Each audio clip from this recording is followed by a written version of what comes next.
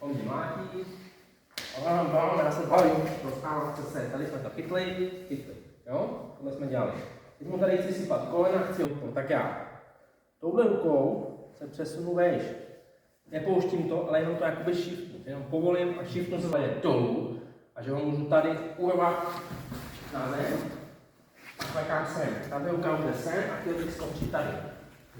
Podobně jsme dělali, tuhle ruku nepouštím, jo?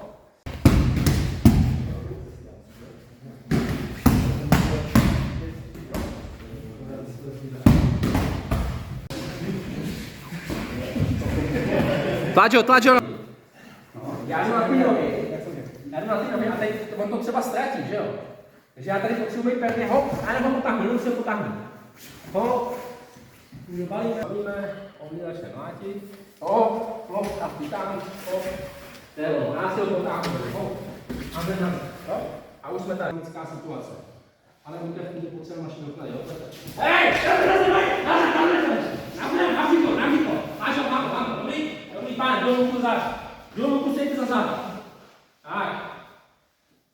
Rychle, já tam nemám na co čekat. A chci mít jednu nohu tady a druhou až tady. Tady si ho otevřít, tady se prošroubovat. Jo? Tady tu ruku vytáhnu a jdu na druhou stranu. Takže schovám tu hlavu, nalomím a teď tady mám tohle únu, ale už si klekám za ní. Jo, a chci ho tady položit. Tak těžký, tak ho můžu posadit na ten krk. Jo? A potřebuji tam takhle zajet. Tady se chytnu většinou ráme, případně bych to už mohl teď zkusit do zámku. A zároveň ho pak můžu se vrátit, ale zpátky, jo? Jo? Můžeš tady tlačit. Super. Tady si budu chtít přejít. Jenom zaklekni, jenom takhle ho drž, opři se od něj.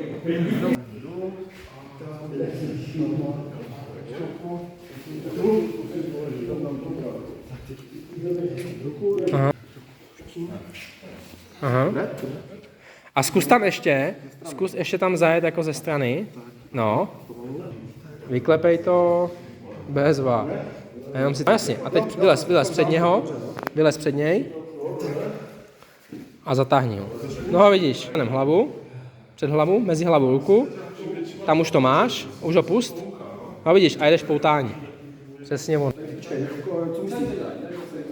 Tak to je, co jsme dělali. Roman stává. A já když mu chci pomoct, tu vytáhnu sem. A je to uvolení, hop, ty ho tlač na břicho. A já ho mám, hop, můžu přejít sem.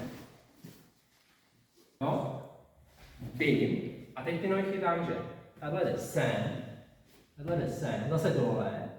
A já můžu lehce zatlačit tam. A teď zase už je tady balí.